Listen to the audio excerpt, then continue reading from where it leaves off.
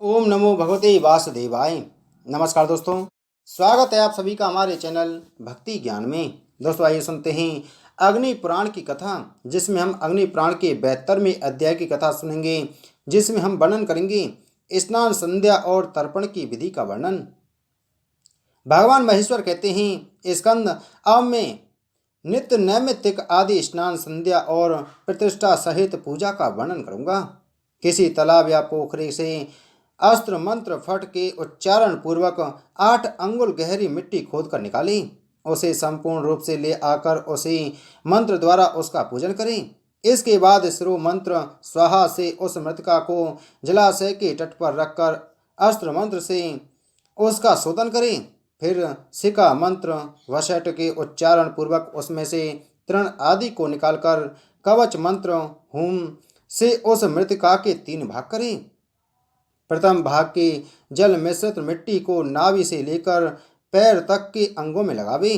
तत्पश्चात उसे धोकर अस्त्र मंत्र द्वारा अभिमंत्रित हुई दूसरे भाग की दीप्तिमती मृतिका द्वारा शेष संपूर्ण शरीर को अनुलिप्त करके दोनों हाथों से कान, नाक आदि इंद्रियों के छिद्रों को बंद कर सांस रोककर मन ही मन कालाग्नि के समान तेजोमय अस्त्र का चिंतन करते हुए पानी में डुबकी लगाकर स्नान करें। यह मल शारीरिक मैल को दूर करने वाला स्नान कहलाता है।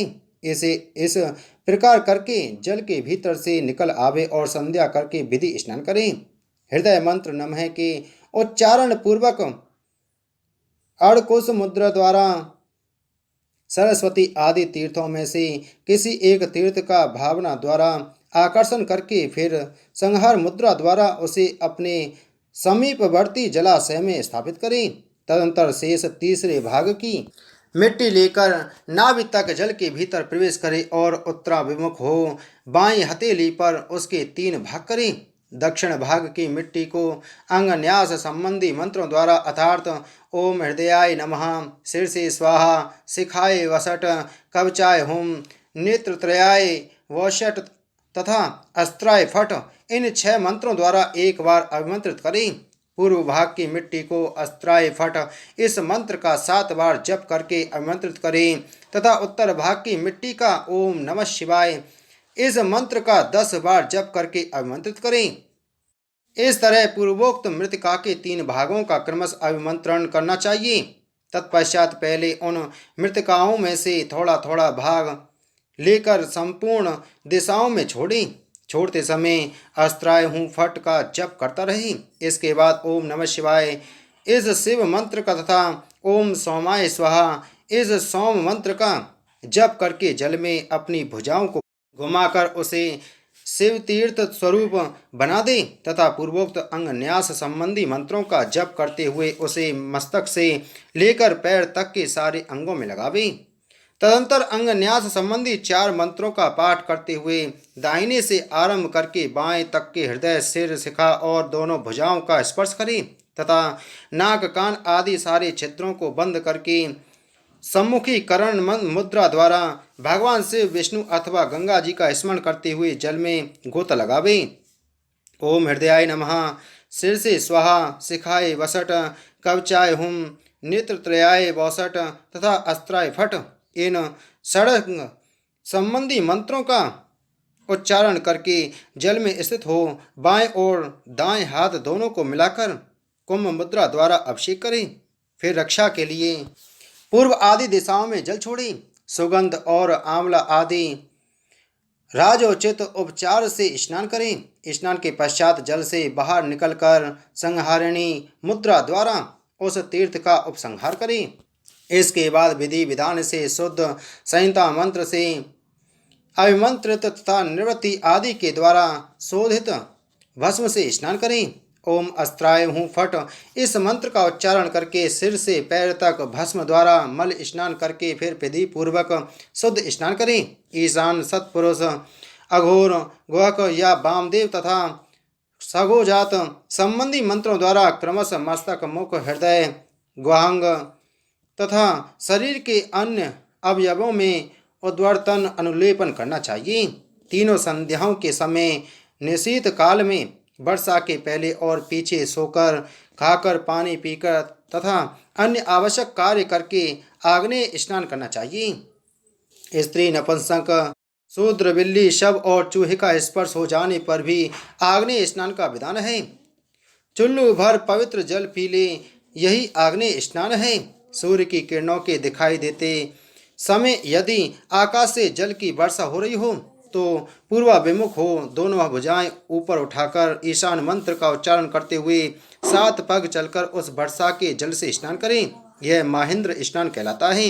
गौ के समूह के मध्य भाग में स्थित हो उनकी खुरों से खोद कर ऊपर को उठी हुई धूल से इष्टदेव संबंधी मूल मंत्र का जप करते हुए अथवा कवच मंत्र होम का जप करते हुए जो स्नान किया जाता है उसे पावन स्नान कहते हैं।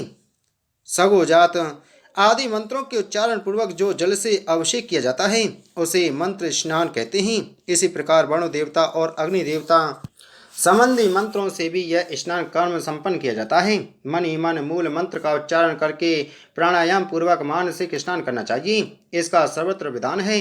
विष्णु देवता आदि से संबंध रखने वाले कार्यों में उन देवताओं के मंत्रों से ही स्नान करावे। कार्तिकेय अब मैं विभिन्न मंत्रों द्वारा संध्या विधि का सम्यक वर्णन करूंगा।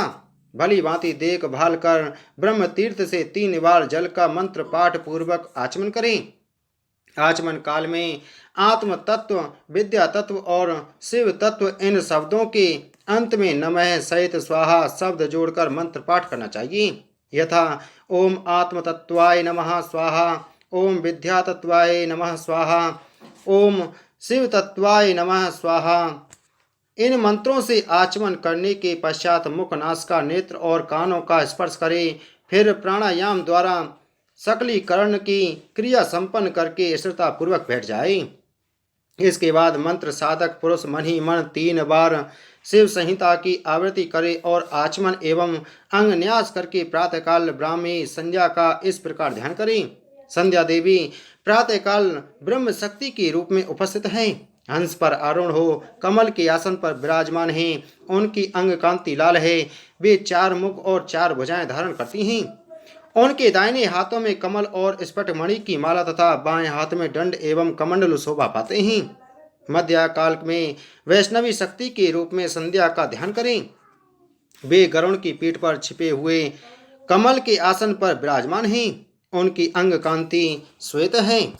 वे अपने बाएं हाथों में शंख और चक्र धारण करती हैं तथा दाएं हाथों में गदा एवं अभय की मुद्राएं से सुशोभित हैं। सायंकाल में संध्या देवी का रुद्र शक्ति के रूप में ध्यान करें। वे वृषभ की पीठ पर छिपे हुए कमल के आसन पर बैठी हैं। उनके 3 नेत्र हैं। वे मस्तक पर अर्धचंद्र के मुकुट से विभूषित हैं। दाहिने हाथों में त्रिशूल और रुद्राक्ष धारण करती हैं और बाएं हाथों में अभय एवं शक्ति से सुशोभित हैं। वे संध्याएं कर्मों की साक्षिणी हैं। अपने आप को उनकी प्रभा से अनुगत समझें। इन तीनों के अतिरिक्त एक चौथी संध्या है जो केवल ज्ञानी के लिए है। उसका आधी रात के आरंभ में बोधात्मक साक्षात्कार होता है। ये 3 संध्याएं क्रमशः हृदय बिंदु और ब्रह्मरंध्र में स्थित हैं। चौथी संध्या का कोई रूप नहीं है। वह परम शिव में विराजमान हैं क्योंकि वह शिव पर सबसे परे हैं, इसलिए इसे परमा संध्या कहते हैं। तर्जनी उंगली के मूल भाग में पितरों का, कनिष्ठिका के मूल भाग में प्रजापति का, अंगुष्ठ के मूल भाग में ब्रह्मा का और हाथ के अग्रभाग में देवताओं का तीर्थ है। दाहिने हाथ की हथेली में अग्नि का, बाएं हथेली में सोम का तथा अंगुलियों के सभी पूर्वों एवं संधियों में ऋषियों का तीर्थ है। संध्या के ध्यान के पश्चात शिव संबंधी मंत्रों द्वारा तीर्थ जलाशय को शिव स्वरूप बनाकर आपो हिष्ठा इत्यादि संहिता मंत्रों द्वारा उसके जल से मार्जन करें। बाएं हाथ पर तीर्थ के जल को गिराकर उसे रोके रहे और दाहिने हाथ से मंत्र पाठ पूर्वक क्रमशः सिर का सींचन करना मार्जन कहलाता है। इसके बाद अगमर्शन करें। दाहिने हाथ के दोने में रखे हुए बोध रूप शिव में जल को नासिका के समीप ले जाकर बाएं ईड़ा नाड़ी द्वारा सांस को खींचकर रोके और भीतर से काले रंग के भाव पुरुष को दाहिनी पिंगला नाड़ी द्वारा बाहर निकालकर उस जल में स्थापित करें। फिर उस पाप युक्त जल को हथेली द्वारा वज्रमयी शिला की भावना करके उस पर दे मारे। इसे अगमर्षण कर्म संपन्न होता है। तदंतर कुश पुष्प अक्षत और जल से युक्त अर्धांजलि लेकर उसे ओम नमः शिवाय स्वाहा इस मंत्र से भगवान शिव को समर्पित करें और यथाशक्ति गायत्री मंत्र का जप करें। अब मैं तर्पण की विधि का वर्णन करूंगा। देवताओं के लिए देव तीर्थ से उनके नाम मंत्र के उच्चारण पूर्वक तर्पण करें। ओम हूं शिवाय स्वाहा ऐसा कहकर शिव का तर्पण करें। इसी प्रकार अन्य देवताओं को भी उनके स्वाहा युक्त नाम लेकर जल से तृप्त करना चाहिए। ओम हा हृदयाय नमः, ओम ही शीर्षे स्वाहा, ओम हूँ शिखाय बसट, ओम हैं कवचाय हुम, ओम होम नेत्रत्रयाय वसट, ओम हाँ अस्त्राय फट। इन वाक्यों को क्रमशः पढ़कर हृदय सिर शिखा कवच नेत्र एवं अस्त्र विषयक न्यास करना चाहिए। 8 देवगणों को उनके नाम के अंत में नमः पद जोड़कर तर्पणार्थ जल अर्पित करना चाहिए। यथा ओम हाँ आदित्येभ्यो नमः, ओम हाँ वसुभ्यो नमः, ओम हाँ रुद्रेभ्यो नमः, ओम हाँ विशेषभ्यो देवेभ्यो नमः, ओम हाँ मरुद्भ्यो नमः, ओम हाँ भृगुभ्यो नमः, ओम हाँ अंगिरभ्यो नमः। तत्पश्चात जनेऊ को कंठ में माला की भांति धारण करके ऋषियों का तर्पण करें। ओम हाँ अत्रेय नमः, ओम हाँ वशिष्ठाय नमः, ओम हाँ पुलस्ते नमः, ओम हाँ कृतवे नमः, ओम हाँ भरद्वाजाय नमः, ओम हाँ विश्वामित्राय नमः, ओम हाँ प्रचेतसे नमः, ओम हाँ मरीचय नमः। इन मंत्रों को पढ़ते हुए अत्रि आदि ऋषियों को ऋषि तीर्थ से एक एक अंजलि जल दी। तत्पश्चात सनकादि मुनियों को 2-2 अंजलि जल देते हुए निम्नांकित मंत्र वाक्य पढ़े। ओम हाँ सनकाय वसट, ओम हाँ सनंदाय न बसट, ओम हाँ सनानताय न बसट, ओम हाँ सनत कुमाराय वसट, ओम हाँ कपिलाय वसट, ओम हाँ पंचशिखाय वसट, ओम हाँ रसवे वसट। इन मंत्रों द्वारा जुड़े हाथों की कनिष्ठिकाओं के मूल भाग से जलांजलि देनी चाहिए। ओम हाँ सर्वेभ्यो भूतेभ्यो वसट। इस मंत्र से वसट स्वरूप भूत गणों का तर्पण करें। तत्पश्चात यज्ञोपवीत को दाहिने कंधे पर करके दोहरे मुड़े हुए कुश के मूल और अग्रभाग से तिल सहित जल की 3-3 अंजलियां दिव्य पितरों के लिए अर्पित करें। ओम हाँ काव्यवाहनाय स्वधा, ओम हाँ अनिलाय स्वधा, ओम हाँ सोमाय स्वधा, ओम हाँ यमाय स्वधा, ओम हाँ अरण्ये स्वधा, ओम हाँ अग्निष्टवातेभ्य स्वधा, ओम हाँ वैर्षदभ्य स्वधा, ओम हाँ आजपेभ्य स्वधा, ओम हाँ सोमपेभ्य स्वधा इत्यादि मंत्रों का उच्चारण कर विशिष्ट देवताओं की भांति दिव्य पितरों को जलांजलि से तृप्त करना चाहिए। ओम हाँ ईशानाय पित्रे स्वधा कहकर पिता को, ओम हाँ पितामहाय स्वधा कहकर पितामह को तथा ओम हाँ शांत प्रतितामहाय नम स्वधा कहकर प्रति पितामह को भी तृप्त करें।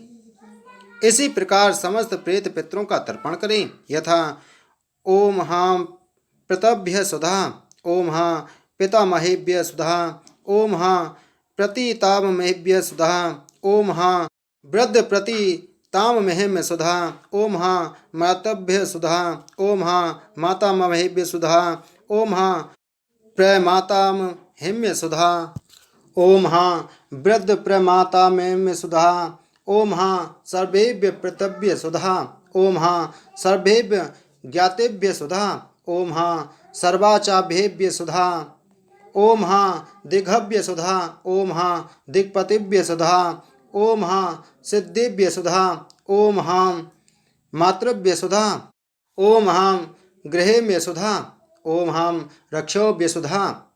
इन वाक्यों को पढ़ते हुए क्रमश पितरों को पितामहों, वृद्ध पितामहों, माताओं, मातामहों, प्रमातामहों, वृद्ध प्रमातामहों, सभी पितरों, सभी ज्ञातिजनों, सभी आचार्यों, सभी दिशाओं, दिक्पतियों, सिद्धियों, मातृकाओं, ग्रहों और राक्षसों को जलांजलि दे। इसी के साथ में अग्नि पुराण का 72वां अध्याय संपूर्ण। बोलो अग्नि पुराण की जय। बोलो विष्णु भगवान की जय।